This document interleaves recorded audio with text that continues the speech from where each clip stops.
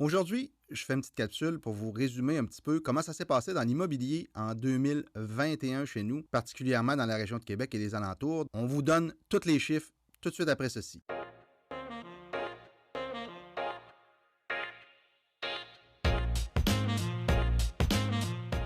Bonjour, mon nom est Mario Labrec, je suis courtier immobilier chez Remax Accès depuis bientôt 20 ans et dans le fond, je voulais vous donner, c'est la première fois que je fais des capsules, une capsule concernant les statistiques.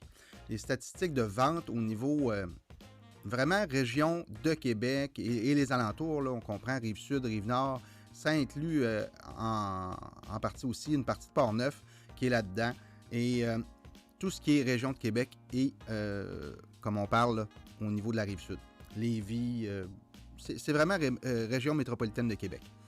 Les ventes totales des maisons dans la région de Québec en 2020 étaient de 10 622. Imaginez, en 2021, on a eu une baisse de 4% des ventes totales. Mais ça, vite comme ça, c'est pas mal dû aux inscriptions qui sont pas mal moins nombreuses. Elles sont à moins 43%. Les inscriptions en vigueur versus 2020. Donc, on a 43% moins d'inscriptions en 2021 qu'on en avait en 2020. Ça peut expliquer la baisse du nombre de ventes totales. Écoutez, 43% de moins, là, vite comme ça, c'était en 2020, 5392 inscriptions.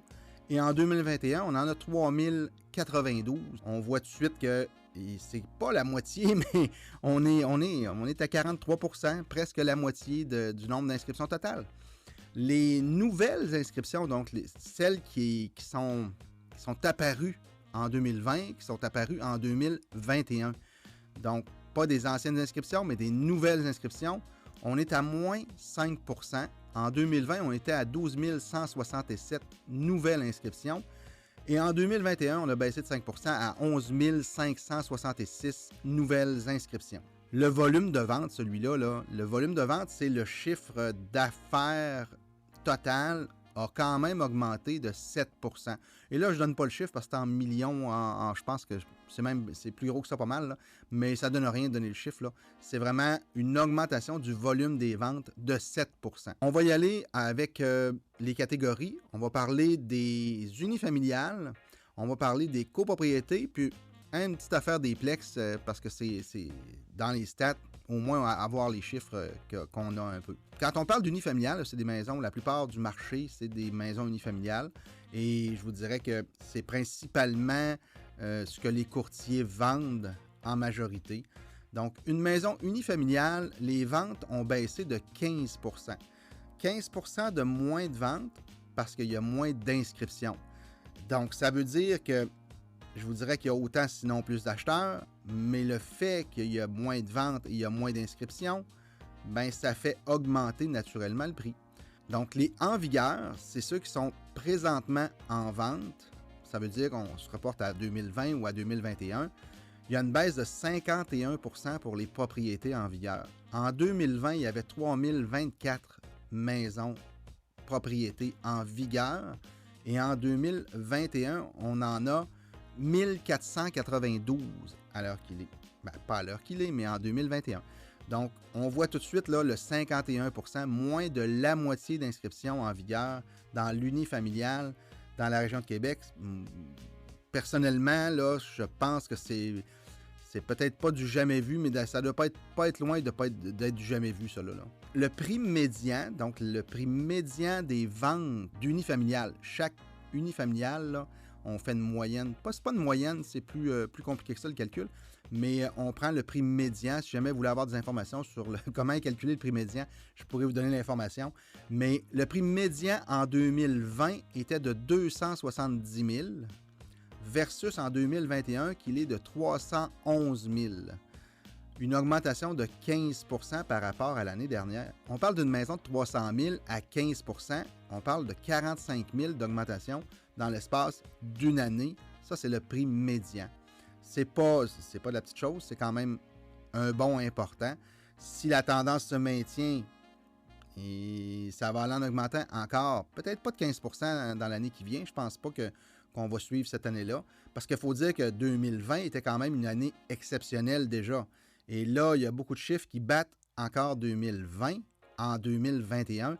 Je pense pas qu'on va voir en 2022 battre les chiffres de 2021. Ça serait très étonnant. Fait que, bien qu'on disait ça l'année dernière aussi, là, mais je pense pas qu'on va battre les chiffres de 2021. Sur 5 ans, dans l'unifamilial, la valeur du prix médian des maisons, là, elle a augmenté de 25 sur 5 ans.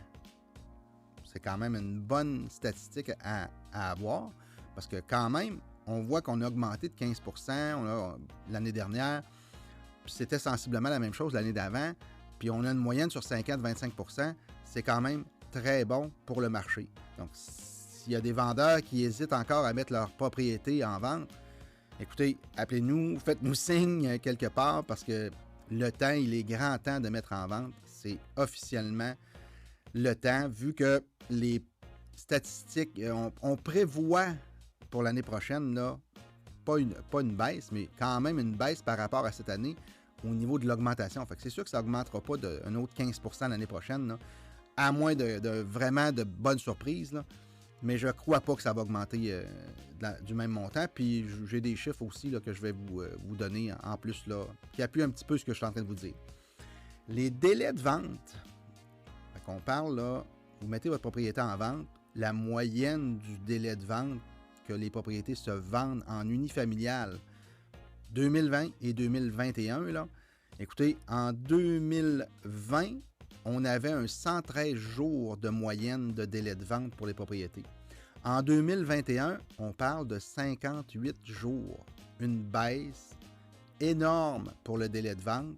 C'est vraiment très intéressant pour les gens qui deviennent un peu plus pressés à ce temps-ci de l'année, là, qui voudraient faire un move rapidement pour, je sais pas moi, la fin des classes ou juin, juillet à août, là.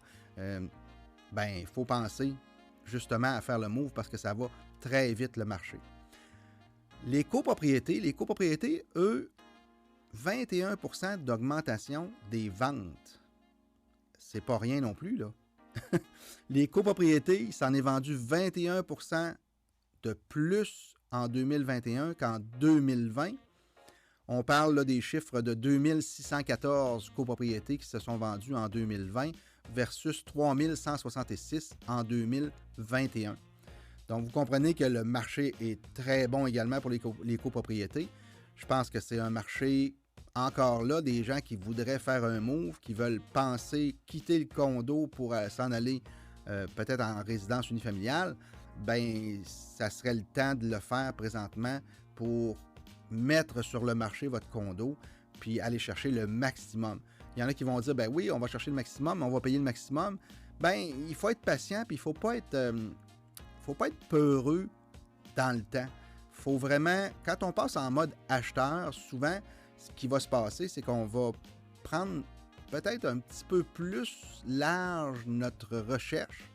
Puis effectivement, de ce temps-ci, là, je vous dirais que quand il y a une propriété qui sort, il faut être rapide, il faut aller vraiment tout de suite au but. Puis généralement, là, le prix, il faut foncer dans le prix pour obtenir la maison. Fait que si vous avez le maximum pour votre copropriété et qu'on va chercher une nouvelle propriété unifamiliale, exemple, ben je pense au final que le résultat va être semblable pour vous parce que si vous dépensez, exemple, je sais pas moi, partir d'un condo, s'en aller en résidence unifamiliale, mettons que ça coûte 50 000 de différence, bien, que ce soit 50 000 sur 350 ou 50 000 sur 200, vite comme ça, il va y avoir 50 000 de différence au niveau rapport du prix directement, là.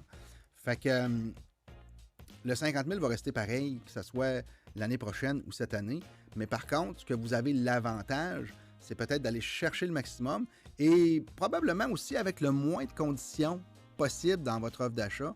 Les gens font sauter les conditions, c'est beaucoup plus rapide pour lever les conditions, pour justement pas perdre une chance d'avoir la bonne propriété. Fait que les acheteurs sont plus lousses, sont plus faciles à ce niveau-là. Le marché est très bon, le marché est excellent, autant au niveau des unifamiliales que des copropriétés. Je vous donne quelques chiffres au niveau des copropriétés également. Les 5 dernières années, on a une moyenne d'augmentation au niveau des copropriétés de 11 du prix médian. Écoutez, c'est vraiment très bon. Et moi, je me souviens, il y a quelques années, les copropriétés, les gens disaient ça va tomber, ça n'en vendra plus, ça va tomber le prix. Oui, il y a eu une stagnation parce qu'il y a eu des critères de financement qui sont changés depuis un changement de loi, je pense, au niveau des banques. Là. Plusieurs critères de financement ont changé, donc on a perdu une certaine clientèle pour les condos. Ça a fait stagner ce marché-là quelques années. Et là, on a vu reprendre ce marché-là. Donc, au cours des 5 dernières années, quand même une augmentation de 11 La prévision, elle est quand même de 4 l'année prochaine, l'augmentation. Tu sais, c'est pas méchant, là, c'est vraiment très bon. C'est sûr que comparé à 11 4 on dit, bon, ben ça va tomber. Non, ça tombe pas, ça augmente quand même de 4 versus un prix qui avait déjà augmenté de 11 Fait que c'est pas méchant. Des inscriptions en vigueur dans les copropriétés, tenez-vous bien, moins 37 On a moins 37 de propriétés en copropriété à vendre de 2020 à 2021. En 2020, on avait 1831 copropriétés en vente. On en a eu 1160 en 2021. C'est une baisse de 37 Fait que le marché, de là, les inscriptions en vigueur versus les ventes, ben le prix augmente. L'offre et la demande, c'est partout dans le monde. C'est dans tous les domaines. Ça ne trompe pas. Le prix médian a quand même augmenté de 9 lui aussi. 193 000 en 2020 à 210 000 en 2021. Le prix médian des copropriétés, plus 9 en 2021. Le délai de vente, c'était long, il y a quelques années, vendre un condo, les gens avaient des réticences. On a perdu, comme j'ai dit, un certain marché au niveau du financement, parce que beaucoup de gens qui étaient à loyer s'achetaient un condo, étant donné les taux d'intérêt puis les conditions qu'on avait, ben ça faisait bouger le marché des condos. Les constructeurs se sont mis à faire des condos. Et là, le gouvernement a changé la règle de financement. Pouf, le marché est tombé pendant un bout. Mais on est quand même, on parle là, quand même d'un délai de vente de 49 jours en moins versus l'année dernière. 153 jours de moyenne de délai de vente en 2020. On est à 104 jours en 2021 pour le délai de vente. 49 jours de moins, ça commence à paraître. C'est presque 2 mois de différence quand on met notre copropriété en vente versus en 2021 et 2020. On parle un peu des plex. Les plex, la moyenne des plex, le nombre de ventes de plex a augmenté de 11 en 2021 versus en 2020. Donc, on avait 787 ventes de plex en 2020 et on en a 870 en 2021. Augmentation donc de 11 des plex, la vente. Les en vigueur, c'est là tout le temps qui est le problème, c'est qu'on est quand même à 14 en baisse des plex en vigueur. Donc, on manque de plex sur le marché. Il y a des acheteurs, il y a beaucoup de monde qui sont intéressés à investir là-dedans, étant donné la situation présentement. Beaucoup se tournent vers l'immobilier, les terrains, les plex. Je pense que les gens placent leur argent au niveau immobilier présentement depuis quelques années. C'est très bon ce marché-là. Donc, si vous avez des plex, vous avez un duplex, un triplex, peu importe le nombre de logements que vous avez et que vous avez l'intention peut-être de le mettre en vente, ben c'est peut-être la bonne période pour le faire. On le dit là, la situation fait en sorte que les gens placent leur argent probablement dans l'immobilier en majorité, j'ai l'impression. Et ça bouge beaucoup au niveau des plex à ce niveau-là. Donc, moins 14 des inscriptions en vigueur qu'on parle de plex de 2020 à 2021. Il y en avait 377 en 2020 et il y en avait 325 en 2021. C'est une baisse de 14 Un prix médian pour les plex, la valeur a quand même augmenté de 8 Un prix médian de 324 900, 325 000 en 2020 versus un 350 000 en 2021. C'est quand même une bonne différence, un 8 quand on est rendu dans ces montants-là. Ça paraît rapidement sur le portefeuille également.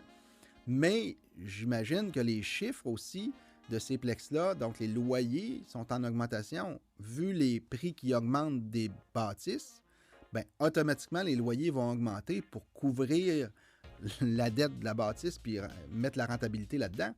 Fait qu'il faut s'attendre que les loyers vont augmenter également. Le délai de vente des plex, écoutez, on était à 126 en 2020. En 2021, on est passé à 76 jours. C'est une baisse de 50 jours du délai de vente pour un plex. C'est pas long quand même, 50 jours. Vous mettez en vente la propriété avec un courtier, 50 jours de moins cette année pour le vendre que versus l'année passée. Donc, vous êtes situé rapidement pour votre argent, pour les conditions et tout. Ça va rapidement présentement sur le marché. C'est la première fois, comme j'ai dit, que je faisais une petite capsule sur des statistiques. C'est pas évident, les yeux quittent la caméra pour aller chercher les chiffres. On ne peut pas les apprendre tous par cœur, donc il faut aller chercher nos chiffres. Et j'espère que vous avez apprécié parce que c'est spécial de voir le marché présentement. C'est spécial de voir comment ça se passe versus l'année dernière. C'est vraiment bon pour le marché dans un sens où les prix augmentent, mais c'est sûr que quand on est acheteur, ben, on a peut-être des réticences à bouger au niveau acheteur parce qu'on dit, bon, ben, le marché va baisser, tout ça, c'est peut-être pas le temps d'acheter. Je pense que c'est pas le cas dans la région de Québec. Il peut y avoir des régions où il va y avoir des problèmes à un moment donné, peut-être. J'explique souvent à des clients que le marché de Québec est particulier. Les gens, les travailleurs de Québec, les gens qui achètent, sont souvent des personnes, bon, des fonctionnaires des compagnies, des très grosses compagnies qui vont garder leurs employés, qui ont des stabilités, qui ont des conditions très bonnes au niveau de l'employé. Ça fait en sorte que les banques sont plus prêteuses, plus facilement. C'est plus facile d'avoir des prêts. Et le marché est beaucoup plus stable dans la région de Québec à cause de ça. Je donne toujours le même exemple. Souvent, je dis aux gens, ben, nommez une compagnie qui peut fermer demain et qui mettrait à pied 1000 personnes dans la région de Québec. J'en ai pas vu beaucoup, là. C'est compagnie d'assurance, c'est le gouvernement, c'est des fonctionnaires. Fait que c'est très difficile de trouver une compagnie qui va mettre 1000 personnes à pied. C'est pour ça que le marché immobilier qui est à Québec est comme ça. On est chanceux, on n'a pas le même marché que déjà, même si on se rend juste à Montréal, le marché est très différent à Montréal. Si on s'en va dans l'Ouest, c'est encore pire. Mais à Québec, je pense qu'on a eu plus une correction de marché qu'une bulle immobilière. Ça, c'est mon opinion bien simple. Là. Mais moi, je compare souvent construire une propriété, construire une maison aujourd'hui, combien ça coûte versus qu'est-ce qu'elle vaut présentement. Donc, si elle coûte, je sais pas moi, 300 000 à construire, puis qu'elle en vaut 800, je pense qu'on a un problème. Par contre, dans la région de Québec, je pense que le coût de construction est sensiblement pareil à la valeur d'une propriété dans les mêmes dimensions, dans les mêmes quartiers, tout ça. Là. Fait que ça me fait croire depuis, comme je vous dis, depuis presque 20 ans, que le marché à Québec est là, stable, parce que la bulle n'existe pas à Québec présentement.